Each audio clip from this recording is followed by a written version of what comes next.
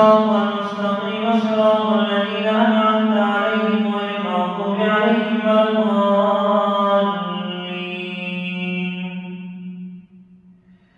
ليس البر أن تولوا وجوهكم قبل المشرق والمغرب ولكن البر من آمن بالله واليوم الآخر والملائكة والكتاب والنبيين وآتى المال على حبه ذوي القربى واليتامى والمساكين وابن السبيل والسائلين وفي الرقاب وأقام الصلاة وآتى الزكاة والموفون بعهدهم إذا عاهدوا والصابرين في البأساء والضراء وحين البأس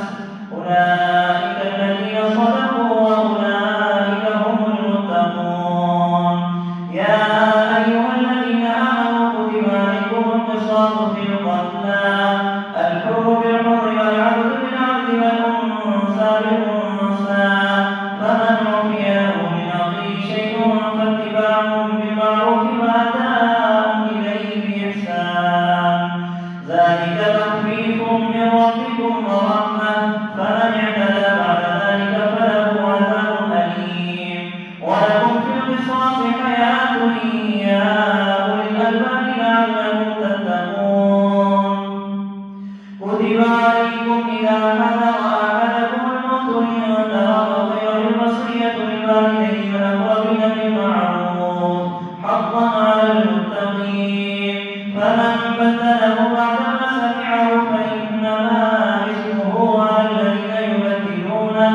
إن الله سميع عليم. فمن خاف من موص جنفا أو إثما فأصلح بينهم فلا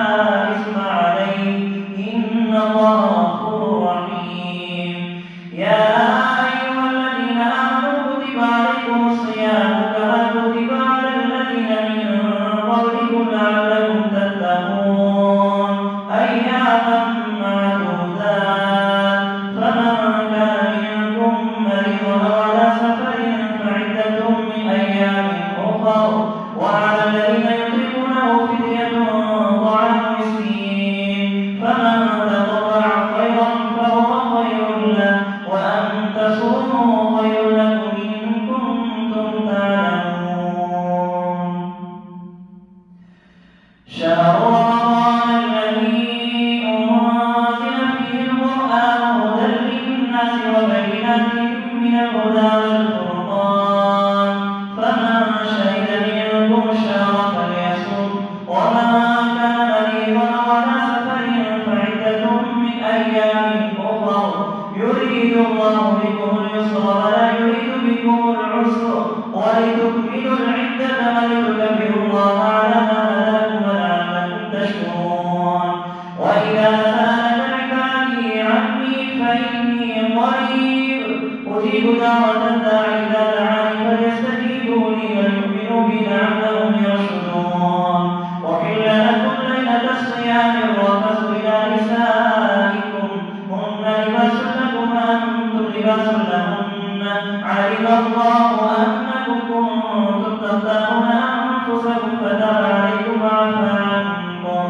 فالآن باشروهن وابتغوا ما كتب الله لكم وكلوا واشربوا حتى يتبين لكم الخيط الأبيض من الخيط الأسود من الفجر ثم أتموا الصيام إلى